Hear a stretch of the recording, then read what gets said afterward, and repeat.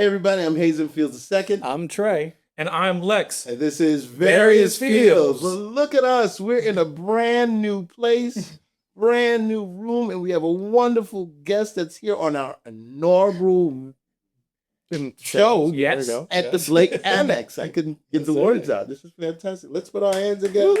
For Kimberly Erwin. Kimberly Erwin. All right. Kimberly Erwin is a business owner. She is the host of Race Talks on WGXC. Tell me one more time. WGXC. On WG. There it is. There you go. And Fantastic. very excited, very excited to have them on Various Fields. So a quick little insider knowledge. Myself and Kimberly worked together, and that's how we got in contact. And honestly, from the time we met, I think it was just kind of energy and vibes, especially in the building. I think we both did a little nod of like, all right. That's how it works. And then we got to talking. I understand that they've had a show themselves for, remind me about how long? 5 years is a fifth year anniversary. Fifth year anniversary. They had fantastic. And as all our Various Fields fans know, this is our second year going on to third, right? Or we're going on our third year. Yeah. So the first thing I thought is I have a lot to learn. And I really wanted to have Kimberly on our show, and we were very excited to have them. We were about to get straight into it, but I think one of the first things I wanted to say, or one of those things, is like, I respect so much of like knowing that you had a show for 5 years, and as you know, they're just here behind the scenes a little bit. Again, inaugural studio. I think they got to see behind the actions of like how professionally everything went. Very smooth, not one problem at all. Nothing. Nothing at all. But maybe we have a couple of things to learn. But first things first, Kimberly, if you'd like to introduce yourself, if there's anything that I missed to our guests, how would you like to introduce yourself? What would you like our Various Fields fans to know? Well, I'm so glad to be here and to have met Lex because, like, I had a problem getting his name correct at first. So we had lots of conversation after that. And what we found is we have a lot in common. And when I found out that he has a podcast with his family, his dad and his brother, I was like amazed. We now have that in common. So yeah, I have a Race Talks show on WGXC 90.7 FM, a wavefarm.org enterprise. But we're going on YouTube, so we are actually doing what you're doing and progressing. So since nothing bad happens to you guys, nothing bad happens to you. Exactly. I just see everything. Smooth. What I really like about bringing the show to YouTube is that so many people are doing it, but they're all in our own niche. And we are able to get from others and to learn, the processes, and it's always changing. So we're always going to make mistakes, but sometimes we're going to fall into the good stuff. I think if you do everything as a plan, you might plan yourself out of something that's great. So the greatness happens when it's not planned. I know that I'm not sure exactly when the show is airing, but I know that the NBA Knicks, Yes. we are just so in awe of them because it took them, 53 years. Yeah. So if they just had it 10 years ago, there wouldn't be the party in the street. Not the way it is now. We're also uniform New Yorkers, so I'm just saying that, sometimes the mistakes make it even better. Yes. But I just want everyone to know, I also have a company, Intercultural Connect, LLC, at the company that I started because I was meeting a lot of creatives, especially during the time of we all had to be in the home with this. Yes. So I decided Hudson is where I'm from, and I was there. We have a small, tight-knit community, but we can't now connect. Absolutely. And so we had to try to find another way. That was your eye camp, right? That was my idea. That's right. But actually, you're getting a little bit ahead of yourself. Oh, sorry. But I'm going to reel you in. Because, I'll go there really quickly. So I started something called, actually, Garrett, I can't remember what I called. But it was something for the community where I invited people who were teachers on, the librarian on, people who were part of the city government, all on, so that they can talk to each other. Right. Talk to the members of our community, and it really wasn't like a podcast. It was doing like a webinar because everybody had to then make sure they had their connections. And I think the whole city was allowed to have internet access. The whole city came together so that children from schools and stuff, they could have access. And so from there, I thought, hey, I can do something like this in general. And that's when I went on air with another person who was a co-host for the afternoon show. And once I got my bearings with the afternoon show, we both decided to go our separate ways. He was really heavily into music, and I was heavily into just talking to people about culture, because my background is in intercultural communication. That's where I got my degree from the University of Pennsylvania. And I went to Spelman College, which is an HBCU. So I like to tell people I learned how to be Black at the HBCU. I like that. Because people in my community be like, she's the white girl. Oh, Yeah, we have a lot of that conversation, right? But strange, we haven't had that conversation on my show because no one asks me questions on my show. That's another reason why I'm so glad to be here in your show. So I can share a little bit about how, we're all different in culturally. As similar as we are, we're very different. So there's no real good stereotype for anybody. And so I just wanted to share with people how to overcome racism is to overcome it for yourself, not the outward and trying to get people to do things differently. You just need to accept yourself, and how you behave towards others is really the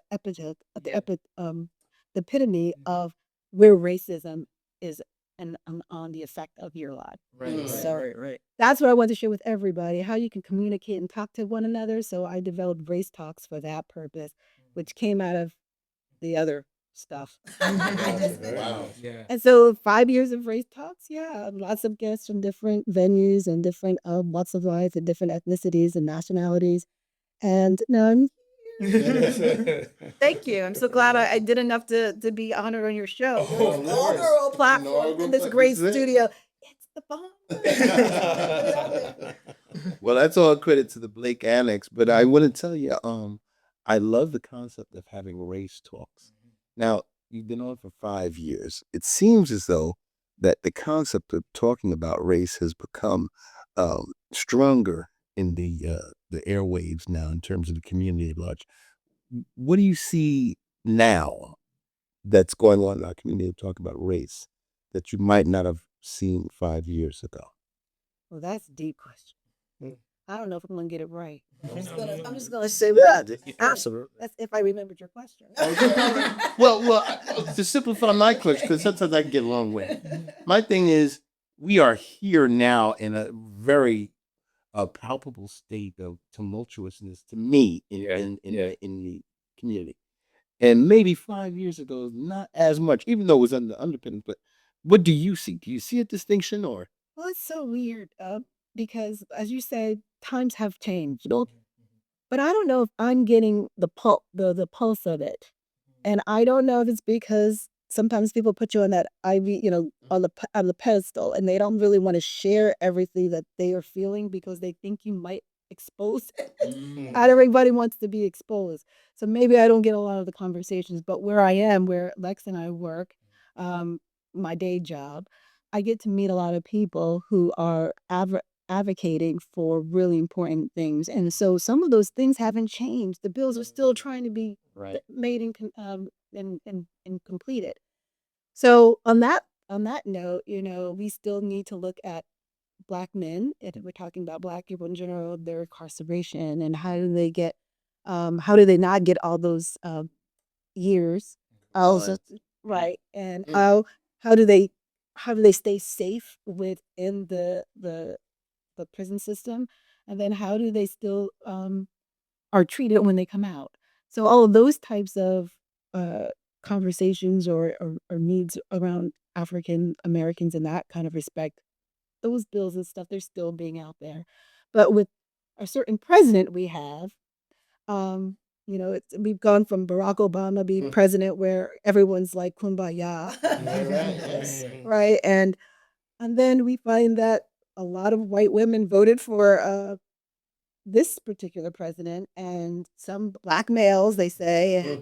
And so as a Black woman, we sit back and go, this ain't our problem. So I don't know if we talk about those problems that we have, because we are saying that we're seeing in this administration a lot of Black women being fired from their roles in the the government, and the government hires a lot of people culturally. They're the ones that started from even as far back as uh, what is it, the president who was assassinated. Give me the name. Oh, Kennedy. Yeah. So far back as there, where his administration was looking to hire more Black people, and from there, and so now we had record numbers of Black people hired, and now record numbers of Black people fired.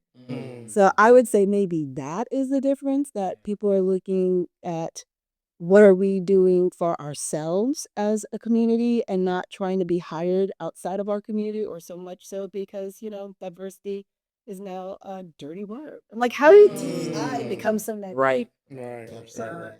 So I don't know if that answered the question, but no, that's no, absolutely. more things that change, the more things stay the same. Fair enough. Indeed. Fair enough. And it seems like you'd like to continue that conversation with the next generation coming through, so they're properly educated. I'm aware of a couple of your children's books as well. It was like Ending Racism and There's Only One Race. There's only one race, the human one, says me, a children's book, ending racist. That's like Some people like to cut it short and call it just ending racism. But yeah, I mean, the idea of that book was I'm a teacher, or a retired teacher from high school, taught English.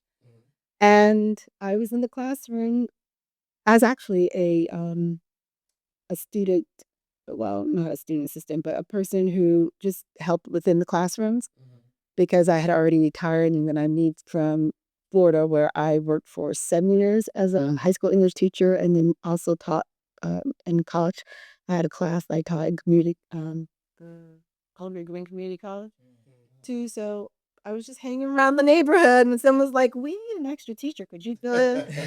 And so I substitute. Oh, that's what the word is, substitute. So I became a substitute teacher. And then they were like, "We need you there. We need you there." So I'm like, "Okay, I guess I'm not retired." But in doing so, I'm around everyone, and I'm hearing this student run down the hall yelling, "I'm brown. I'm brown." And he was a person who is from in Hudson. We have a large community of people who are from Garrett. What's the panic? He's whispering. Where? Bangladesh, the Bangladeshi. Sorry, sometimes my mind is all over the place.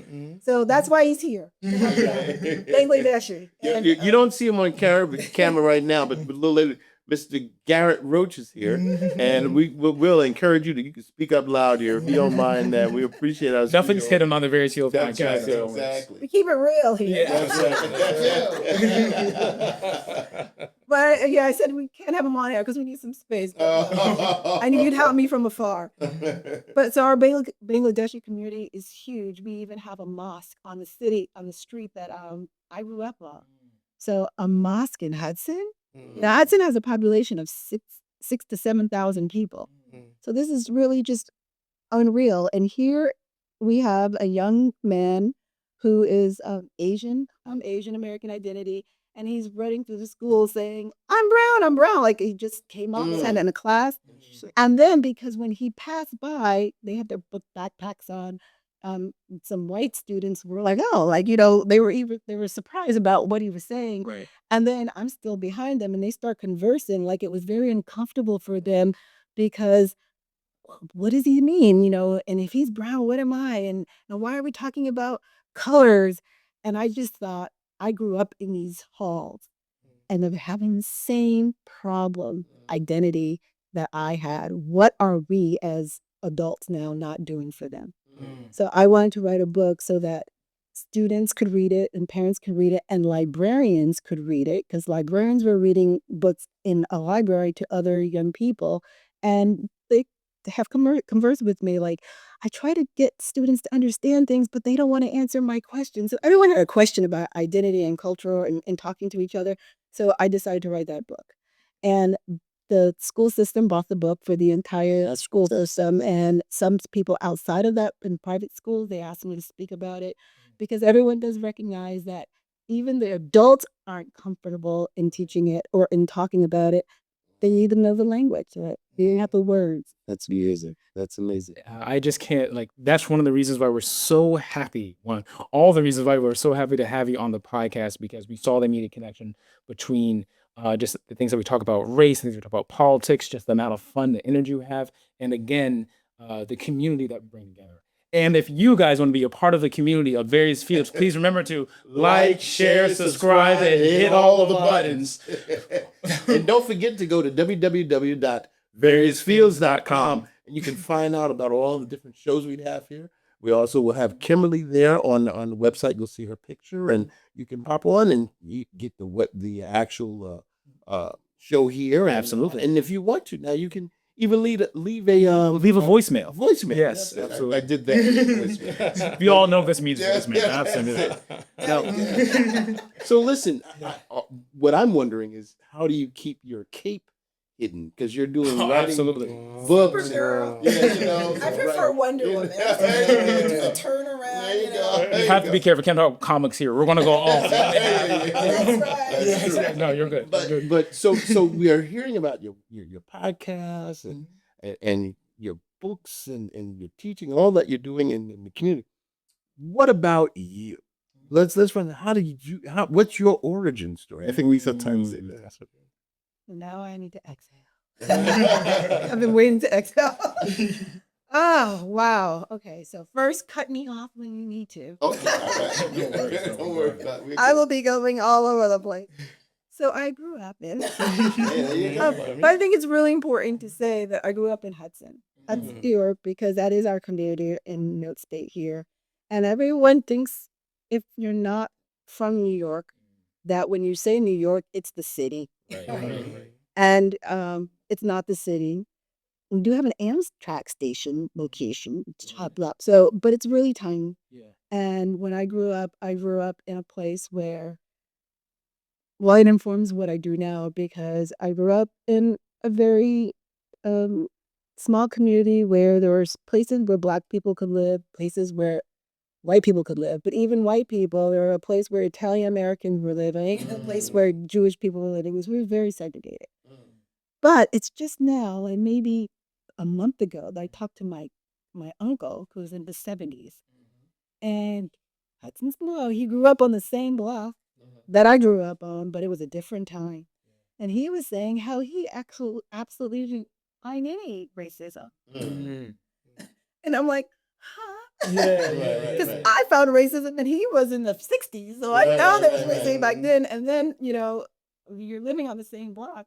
But what I understood prior, so he's very musically inclined. So creatives are more open, less didactic, less thinking about, the differences of people, and more about congregating and coming together. So that was kind of what he was saying. But also in our community, the name Erwin meant something. Like, well, he had a name, like he was in a singing group, and he was very connected to people who were creatives like that, and he was the one Black person in a all-male singing group. So then his brothers, my two other uncles, and they were both passed, so I can't ask them any of these questions. They were very big in basketball. Major stars. One actually was in the played for the 76ers. Oh, wow. I wouldn't call it drafted, but was Was on the team. they both went to a really good school for basketball.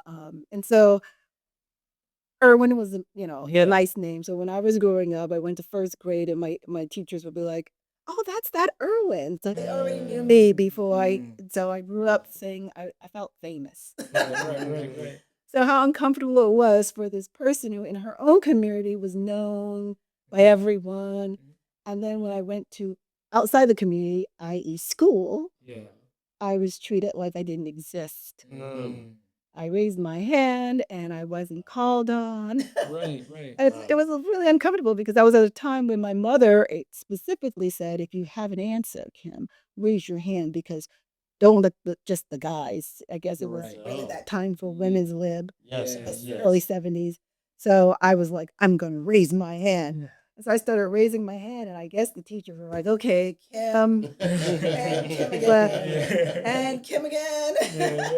And then I thought, okay, well, maybe I should raise my hand so much. Let some people answer the questions, but I was very comfortable. But then I would go back into my community outside of school and be around my Black friends, go playing in the streets. So we played in the streets. You could leave your door unlocked, and nobody you didn't have to lock your bike up. So that was the streets we lived on. And we would play, but I was different somehow. Your voice is different. Why are you acting differently? And I'm thinking, I have a Black mother, I have a sister who's Black. My uncles that I was telling you about, they're all Black. They're like basketball. Yeah. I mean, we're doing, we're listening to the what is it called? The Motown sound. Yes, exactly. The sister comes in. She's just one of those people that likes to hang out. So she's bringing back all the outside cultural. I thought it was Black enough. So what does that mean? And that's why it stayed with me. So I had to go to Spelman so I could become Black. Because there's one guy who actually got me interested in being on the radio, WGXC 90% FM. When I came back from school one time, I heard him on the radio. And I'm like, if he can do it. But I was sitting on my stoop and he was walking down the street and I was 18 and he was like, oh, you're a Spelmanite. And I'm like, huh? He says, that's the school you should go to. And I'm like, because he was coming out of Morris Brown, and that's all in Atlanta. The, what do they call it? The AUC, the Atlanta University Center. It was like Morehouse, Morris Brown, Spelman, and Atlanta. Help me. I'm gonna ask your staff now. CAU. Okay, we'll come back to that. In the comments, if you know, let us know. There you are. Have a girlfriend out. Yeah, I don't know. CAU. Anyway, it was a great time. But one thing that was certain, when I raised my hand in that classroom, I wasn't called on because everybody raised their hand. Spelman was a school where each year the GPA of their entry, their freshman class was higher and higher. Wow. That stick, it was like in the 3.65 category. So we all answered. When they answered but that's my kind of like background, and I didn't really learn to be Black in college. And the reason I think is because it's an HBCU, we are Black, but we want to make sure the students that graduate from those schools are able to go wherever they want to go. Right. So we need to know everything about outside of who we are.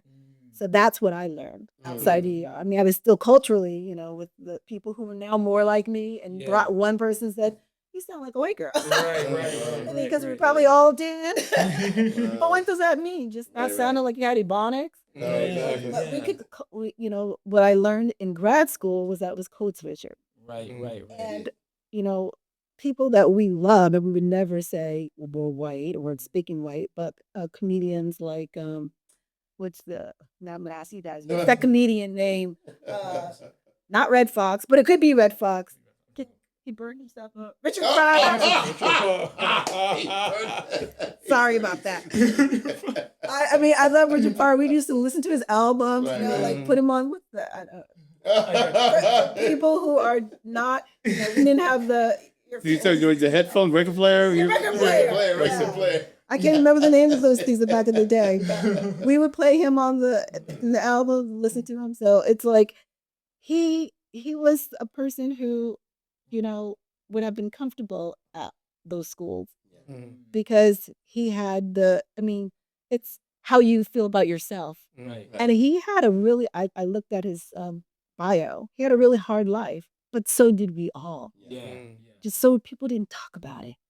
So I'm in a community now that we can talk about it because we are achieving and being successful. So we can talk about the negatives in our life because we're seeing that we are on the shoulders of those who have gone before us, and we can talk about it. So.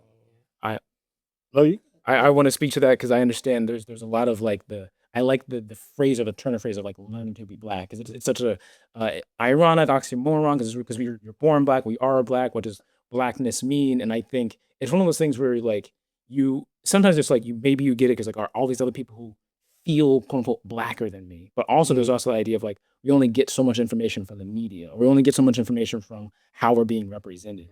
And then I just want to tell this quick story because I always find it funny. And I went to when I was younger, I went to there was a predominantly white schools, and then when I was in high school, I went to a predominantly like multicultural, mainly black school. As my dad said, it was like very heavily curated, I believe. So we have a little bit of both. So I came in, but I remember at the time I had gotten what was delivered to me as an insult. It was like, you're kind of Obama black. Yeah. But they said it in a disrespectful way. And that was one of the most confusing things to me. Because I'm like, that's bad. Oh no, I'm kind of leading the nation, but bad. I like, be the first black president. Nah, I don't want to be that. Maybe it's confusing. No, you want to be down. He's down.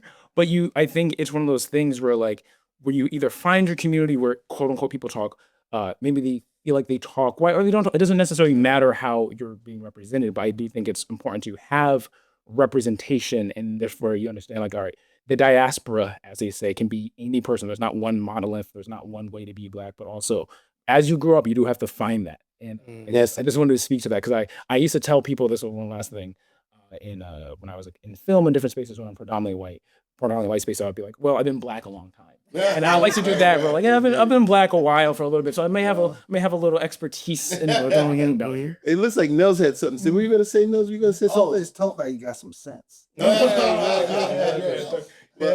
know what it is that I find that all this stems from being culturally conditioned from this country, and so therefore we have different mindsets and stereotypes that people have been given because this country has developed that. And so sometimes people utilize that baseline, which is horrible, because it seems like flowers get it right, because it seems like, when you go into a florist, you see all kinds of flowers. And if you want to make a wonderful bouquet, you take the different types of flowers and you put it in one thing, but you don't call it by each flower. You say, here's a bouquet. So when we're a bouquet, if we will learn to appreciate everyone's different type of flower, how they're watered, how they grow, how much sunlight, what it is. If we're able to take the time to learn each flower, we have not learned yet in this country to appreciate each human being and how they grow and where they are planted. Because certain times, certain flowers, certain soil is not good for them, certain places, So all these things, if we go into a florist and take a little time and say, maybe we're the flowers of this earth, we can learn that. That was beautiful. The Bells will say, no, I'm so glad. I'm so beautiful. I'm so glad you're wearing a black beret right now. Roses are red, violets are blue. I am human. How about you? Beautiful. Right. I want to support what you said as an educator. Just use what you just said with an education, teaching of young people. One of the things that doesn't happen because we are put in boxes is you teach black people this way, you teach white people this way. Right. But if you look to see, even within the culture, a child needs to be looked at differently. Not every child is going to be watered and need or blossom and be filled with certain material at certain different times. But as a teacher, I recognize that. But when you have no child left behind or certain acts that come from out of the community, and not just out of the community, from left field someplace, where you're not young, you don't talk to young people, you don't remember how you were. And, my sister learned differently than me, and we were brought up in the same house. Right. So if you don't look at the person and you're looking at some larger context that doesn't matter. It's almost like with our DNA, right? Studies have shown, and I'm going to write a book about it soon. But studies show that the people within your culture, you're least connected with to your new lives. So a person outside of your culture, interest probably more connected to you via DNA. Yeah, interesting. It's very, I can't tell you the science about that, Okay. but it's there. And when I said it, and when I was like, oh, interesting. So it's not blaming people for something that doesn't actually really exist. I mean, really, cultural differences, the way we talk about it, doesn't exist. I love this about Barack Obama. He say, well, a lot of people, but he said it on the larger platform. You know, you say the black and brown people. You can do it better. And I sit back, and you know, he's gone to Harvard. He's done special things. So I would sit back and go, I wonder what he's talking about when he's saying. And I'm wondering if the brown people know who they are, like that little boy running, going, I'm brown, I'm brown. There's something about that, right? But this poor the brown people. Right. It's interesting. So are they aware of that? So these are all made up, manufactured names. So it might seem obvious to the viewers that are currently watching, but why did you go into intercultural communications? Like I said, because I didn't actually give you that one. I'm going to give you that one thing, and this is now open me up because I don't think I said it anywhere. Certainly not on my show because I wasn't asked. So thanks for the question. I think we'll see how it plays. But I was in the mirror one day. I don't know, may have been 12 or 13, and I wanted to be white. Then I looked into the mirror. And I looked to see what would my face look like if I was white. What would what would I look like if I was actually white skinned? Interesting. And then I said, but just for one day. Because I realized after looking in the mirror, looking in my mirror, envisioning me white, that I would be different from who I am. And I liked me. So why did I want to be white? It wasn't for me. It was to see what would happen to the outside people when they saw as that. What opportunities probably would I have? What would the world look like from their perspective in that way? I guess I don't know if I'm saying it. Absolutely. But just for one day. And I think also I didn't want to be negative about my culture because it's not like I wanted, then I wouldn't look like my mother. My mother was beautiful. Then I wouldn't look like, I don't look like my sister anyway because she's white. Black people, we have all complexions. Absolutely. Even in this. Right. So it's like that. So How you doing? I also think part of it was I just wanted to see what my hair would look like because we do that, Whoopi did a whole show on, I don't know if it was on Broadway. Yeah. Was it on Broadway? Okay. Where she would wear this hood and then wrap it around and act like it was hair. Yeah. And she talked about it. And I don't know when I saw that, but that's kind of like a reflection that I felt like, and not just me, my sister, and you can see that Black women, many of us, not pretend, but we have hair that's longer for that feel, but not always for that reason. Because now, white people, there was a movie with Bo Derek. She had her hair plaited. I don't know. You call it? It was like in the 80s. And, 10. The movie was 10. Yeah, she's running out of the water on the beach or off the beach. Right. And she has her blonde hair, dirty blonde hair, and braided braids all the way down here. And the women went off. Black women.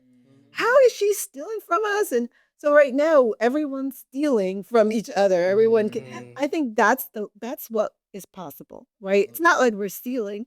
We're just trying out a new thing. That's something flowers can do. But humans, we can do everything. And why are we not allowing for that? Why are we asking for people just to stay in that pot? In that pot. We don't want you in this pot. You can't be in that pot. Even if we make it more lovely, we still wouldn't want that. I mean, I see Black people with green eyes, and I go, oh, that's love. Wow. America, complicating ethnicity since 1619. Yeah, right from before. It's been very difficult. It's a complicated relationship, being Black, being white. Just being who they memorize of all the distinctions, and we've never learned to love. We've never learned to appreciate. I know how much time we got left then? Okay, well, listen, we're doing a very special broadcast. Yes. And we want to make sure that we speak of everything that is you, because this has been a real big blessing for us to have you here. at the Blake Annex Studio, and our first show. So, and Gary Roach being in here, and got Nels in the room. Paul is outside taking care of all the Doing business. doing business stuff Work for us. And me and the fellas are just so glad to have. But unfortunately, we have to give you the hard-hitting question. Okay. Let me put on that thinking cap. All right, here we go. All right. So I should have prepped you for this earlier, but this is the one serious question we take on various fields and make sure. Do you like waffles? Sure. He was like, "What's that?" Wait, now did you softball that question this time? Because normally you get That's very true. So this is there's no wrong or right answer. That's what I'm trying to say. But the main thing is, if you're wrong, we will cut everything. That's the main thing. No, first off, I'm a big fan of waffles, and it's a scientific fact. Don't Google it. That if people who like waffles are amazing, good people all the time, trustworthy, and if you like pancakes and French toast, you're fine, but you just have to look over your shoulder a little bit. That's my personal opinion. And by personal opinion, I mean, I'm pretty sure Neil deGrasse Tyson said it. So pretty sure. It has to be true. Pretty sure it has to be. Again, don't do it. No, well, we have another waffle lover. Yes, I love waffles. It's amazing. It seems to be working out every time you talk to me. But listen, I need to find the stats to that waffle. Do you guys love waffles? I do, but not as emphatically as he does. Right? Well, I have a friend who's European. Well, I think he still is European, but quite frankly, but he told me Americans, they use the word love too much. So that's kind of, what does love mean? And do I eat waffles? I eat waffles. Will I order waffles? I'll order waffles. But not about French toast. French toast right now. Really? We'll leave that up. See, now that's what a debate for the comments. We need to figure that out. I think we're closing out, but just for the viewers to know, we may be closing out this specific episode of various fields. But if you want to see more of this continual conversation, you may be able to find us on Race Talks with Kimberly. Where they have the very necessary conversation on race and ethnicity with these three gentlemen, with a guest appearance by our own very wonderful new madam, Gary Roche. All right, so I guess we better close out this section. Ladies and gentlemen, be back next week, and you'll be seeing a very special episode of Various Fields with 2 installments, including this one. And we'll be very happy to see you there. Come on back. Guys, as always, I love you to the moon and back. And thank you, Tizoff, for being here. All right, we'll see you all next week. Catch you on the next one.